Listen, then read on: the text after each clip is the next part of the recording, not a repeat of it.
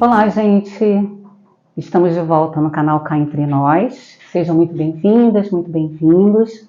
Hoje falaremos de um tema muito interessante. Eu espero que vocês gostem. Nós vamos falar sobre o amor ou sobre a jornada do amor. E a primeira coisa que a gente precisa, eu acho que, afirmar categoricamente é que o amor não é uma experiência natural. A gente não nasce amando. Não existe uma programação genética para amar. Tá? O amor só acontece na relação com o outro. É construído. Lembra quando eu falava da constituição subjetiva? O amor também é um processo de construção. Se a gente está falando da jornada, a gente vai falar aqui de 3 momentos até que a gente chegue realmente ao que a gente chama de amor maduro. Então, assim, essa formação de um amor maduro vai atravessar, em primeiro lugar, a fase da paixão, que é uma fase de puro encantamento. Quem viveu essa experiência sabe que esse ser que chega na nossa vida chega para tirar a gente da mediocridade da nossa vida, né? Pelo menos é a fantasia que a gente alimenta. É um período em que a gente não vê as imperfeições do outro, o outro nos parece completo e perfeito, e a gente fica completamente envolvido naquele sentimento. Não sabemos quanto tempo isso dura, né? Depende de cada pessoa, mas o fato é que toda paixão um dia chega ao fim. A segunda fase, ou o segundo momento dessa jornada, é a fase da desilusão. É aquela fase em que há uma percepção das imperfeições do outro, os seus defeitos, as suas falhas, a sua falta, né? E nesse período da desilusão é justamente o período em que se fica numa encruzilhada. O que a gente percebe é que tem muita gente que chega na fase da desilusão e para por aí, como se esperasse do outro uma eterna correspondência de paixão. Só que não é assim que a coisa acontece. Quando se consegue passar por essa fase da desilusão, se chega então ao amor maduro, que é a aceitação da realidade, vemos o outro como ele realmente é, sem idealizações, aceitamos a sua falta. A gente abre mão, nesse momento, da fantasia de que aquela pessoa vai nos tirar desse buraco da existência que todo mundo vive, tá? Bom, essa coisa amarradinha de paixão, desilusão e amor maduro é apenas uma forma da gente desenhar um pouco um processo que é muito mais complexo do que isso. Para isso, o que eu trouxe para vocês aqui do que a gente pode aproveitar da filosofia e a contribuição da psicanálise? A gente vai, eu pretendo usar um texto que foi escrito em 380 a.C., chamado O Banquete, escrito por Platão. Esse banquete ele vai contar um diálogo entre figuras ilustres da sociedade grega, né, entre os quais o próprio Platão e Sócrates. Esse banquete, além de eles estarem ali para comerem, né, para beberem, como era o caso desses encontros, a ideia era falar sobre o amor e a amizade. Então, a concepção, a percepção de cada um desses filósofos sobre esses sentimentos, né, que fazem parte da nossa convivência, do nosso laço social. Bom, o que esse texto vem trazer?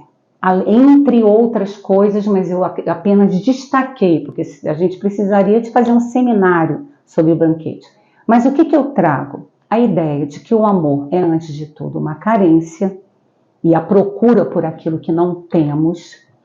E Platão, então, vai relembrar nesse diálogo o mito da alma gêmea, que ele vai dizer que a gente existia antes em duplos, onde a gente era muito mais feliz, e a gente passa a vida inteira buscando essa nossa cara metade, ou a alma gêmea. Quantos já não ouviram falar isso?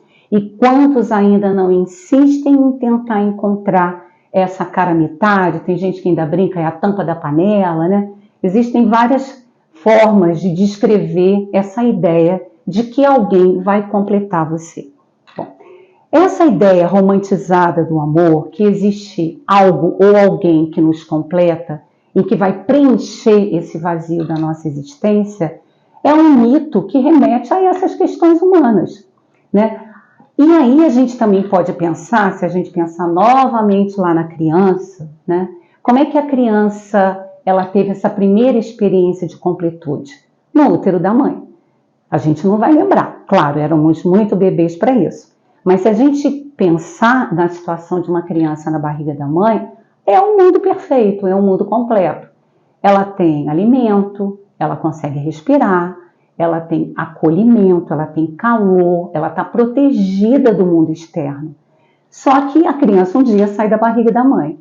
E essa criança, como ela deixa de ficar na infância, mas ela carrega o que é infantil para a sua vida toda, o adulto vai ficar buscando essa ideia de completude nas suas relações, e principalmente nas relações amorosas, né? Onde quer repetir essa experiência.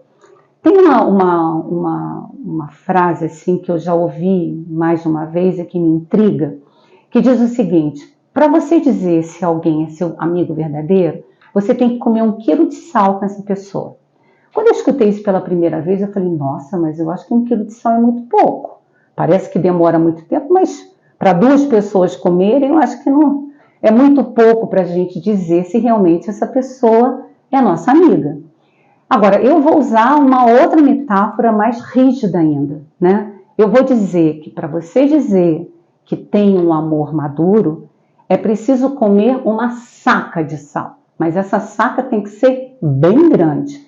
Ela tem que durar aí pelo menos uns 30 anos. Eu estou exagerando? Talvez, né? Mas é no exagero que a gente consegue talvez enxergar a dimensão do que a gente está falando aqui, tá? Só que o inesperado disso tudo é que quando acabar essa saca, não é a mesma coisa que antes. Nós não somos os mesmos. Eu não sou a mesma, o meu parceiro não é o mesmo, porque nós somos dinâmicos. E aí a gente precisa saber como sustentar isso. Como é que a gente sustenta? Para isso, eu perguntei a uma pessoa muito querida, casada há 60 anos, a razão pela qual o casamento dela durou tanto. E ela responde de uma forma muito simples, muito singela, que eu gostaria de tentar me lembrar, eu não sei se eu consigo reproduzir muito bem. Mas ela diz assim: sempre que fraquejamos, sempre que temos dúvida daquilo que nos une, a gente volta lá atrás para descobrir o que nos uniu, que estava realmente além de uma atração física. E quando a gente volta às origens e a gente volta a experimentar aquilo que nos uniu, aí sim eu consigo entender por que estar com essa pessoa, apesar de tanta coisa que me incomoda nele, né? Então, assim, essa fala dela, né, ela tem tudo a ver com essa ideia da falta, porque é com essa pessoa que eu quero estar, a despeito das falhas, das imperfeições e da falta, sem ilusões, sem romantizações imaginárias. Aí realmente a gente pode aprender a amar de novo essa pessoa. Porque como nós também mudamos, mas a gente tem um fio, que esse fio está lá na origem de quando a gente se conheceu, a gente pode voltar então nesse amor muito mais livre, retificado, né, naquilo tudo que foi nos transformando, e a gente pode dizer para essa pessoa que a gente não deseja ser a cara metade, que a gente não quer a nossa alma gêmea, que a gente não quer estar fusionado a essa pessoa, porque a gente não acredita nessa ideia da alma gêmea e da nossa cara metade. O que vai nos unir é justamente os nossos desejos diferentes, é justamente as nossas particularidades. Mas essa união, né, que a gente consegue preservar depois de tanto tempo, eu não estou falando, gente, de relacionamentos longos e adoecidos. Eu estou falando naqueles em que foi possível viver com liberdade, né, e viver tal qual, aceitando o outro como ele é. Mas é lógico que a gente precisa ter uma identificação com essa pessoa. Mas não é uma identificação imaginária, é uma identificação aceitando aquilo que ela é e aquilo que ela tem e o que falta nela. Mas essa união, ela tem que estar compatível com a nossa condição humana. Que condição humana é essa? É a minha visão de mundo, aquilo da qual eu não abro mão. Então, quando eu penso, por exemplo, né, eu sou uma pessoa que rejeita o preconceito. Então, eu não posso aceitar uma pessoa do meu lado que seja preconceituosa. Eu luto contra o preconceito o tempo todo, porque eu acho que, na verdade, a gente continua sendo preconceituoso a vida inteira, mas a gente faz de tudo para não ser. Eu não consigo esticar uma relação com uma pessoa que tem uma visão de mundo tão antagônica e tão incompatível. Não significa gostos. É muito diferente, por exemplo, tem alguém que gosta muito de esporte, o outro não gosta, ótimo, então vai para o seu futebol de quarta-feira. Né? Eu vou me reunir com as minhas amigas para uma outra coisa. Então, essa liberdade é uma liberdade que é resultado dessa combinação de ter um mínimo de identidade com diferenças que não sejam incompatíveis. Para a gente entender um pouco mais do que a gente está falando dessa jornada do amor, né, que esse amor que é movimento, não se completa, amor é falta antes de tudo, eu vou trazer uma frase do meu queridíssimo Jacques Lacan, uma frase muito enigmática, que para a gente entender a gente precisa quase que decodificar, mas é uma frase muito interessante, que ele diz o seguinte: amar é dar o que não se tem a quem não o quer. Gente, que maluco é esse que fala um negócio desse? Como é que amar pode ser dar ao outro aquilo que você não tem? A alguém que não quer o que você está dando, né? E aí, a gente, depois de muito se aprofundar, a gente pode entender que o que essa pessoa que ama está oferecendo é justamente a sua precariedade, é justamente a sua falta. E em que razão alguém pode desejar dar e alguém pode não querer e o amor acontece? Acontece porque é possível entender que o outro jamais vai completar a sua vida. Eu não quero ser responsável pela felicidade nem a infelicidade de ninguém.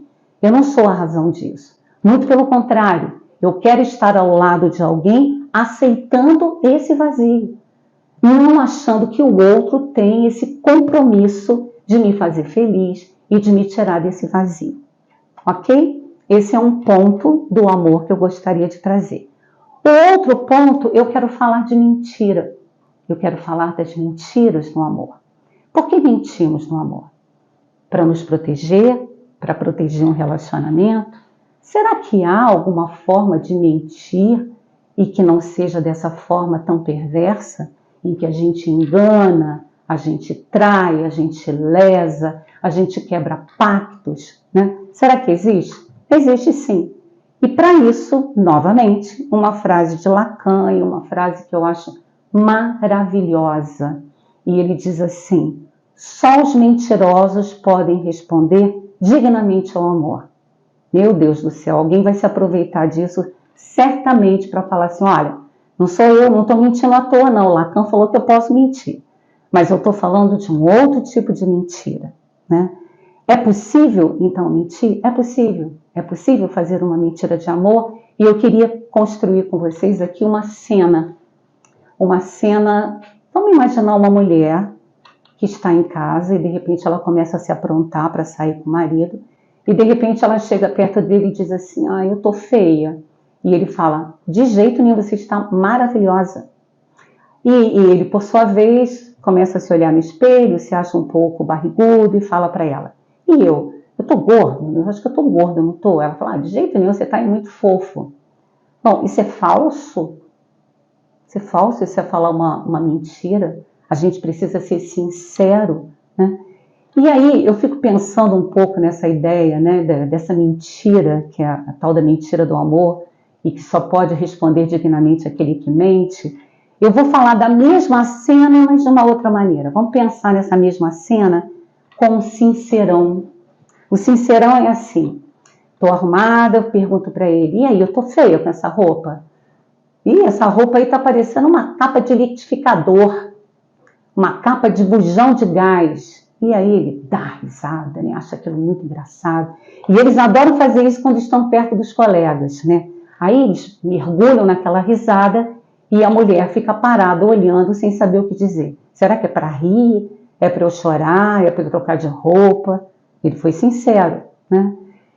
Uma outra situação que também é muito comum, que a gente escuta isso no consultório, né? Quando alguém diz assim, eu vou te amar para sempre. E aí ele fala, para sempre? Nem a gente é para sempre, né?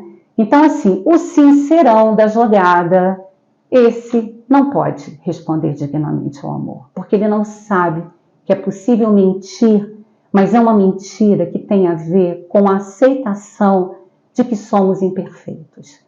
Não se trata aqui de comparar com modelos, com padrões de beleza. O que se trata essa pessoa está muito além de um modelo, para que eu ache que ela está linda ou que ele está lindo. O que a gente está falando aqui é de uma mentira muito mais criativa, tá? Bom, se a gente está dizendo que só quem tem talento, na verdade, para mentira pode ser um bom amante, e a gente percebe a importância que tem o olhar do outro, eu vou também, mais uma vez, recorrer ao Lacan, quando ele fala de uma fase da constituição subjetiva chamada o estágio do espelho. E vocês, tendo filho ou não tendo filho, já devem ter visto uma criança, um bebê que está começando a andar, olhando no espelho. De repente ele olha no espelho e leva um susto, né? Ele dá um sorriso e o espelho também sorri. E ele fica confuso. E é muito comum a mãe olhar para essa criança e dizer assim, é você mesmo, meu filho, é você lá no espelho, olha. A partir desse olhar, Lacan vai dizer que esse olhar da mãe sobre a criança funda a criança. Então, isso a gente também leva para a vida adulta. O olhar do outro também continua a nos constituir. Só quem sabe disso, sabe mentir dignamente, tá? Então, é preciso ver uma beleza nas coisas, algo incompleto, algo que falha e algo que falta. E também vou usar uma frase aqui de Paulo Freire, maravilhoso, quando ele diz que amar é um ato de coragem. É preciso ter coragem para amar. É preciso ter coragem para mentir no amor. Bom, tudo vai depender então do conceito de amor, o conceito do que é belo, o conceito de mentira, tá? Então, eu gostaria de terminar esse vídeo lendo, porque eu prometi para vocês que eu não ia cantar, né? Não vou cantar, até porque é uma música muito longa, então eu prefiro ler. É uma música de Jane Allen, que é cantada, vocês encontram isso certamente no YouTube, é uma música cantada por Maria Bethânia, que fala do que a gente está falando. O nome da música é Verdades e Mentiras. O meu amor é mais bonito de se ver, de se tocar e sentir. Quando ele vem com a calma de um Deus, os olhos de uma fera, os braços de um ateu, é tão bonito. O meu amor diz mentiras e inventa verdades, com as tintas de um grande pintor. Se alguém me diz que ele pode me ferir com sua vaidade, eu prefiro não saber, não acredito. O meu amor imperfeito ou perfeito, fui eu quem quis assim.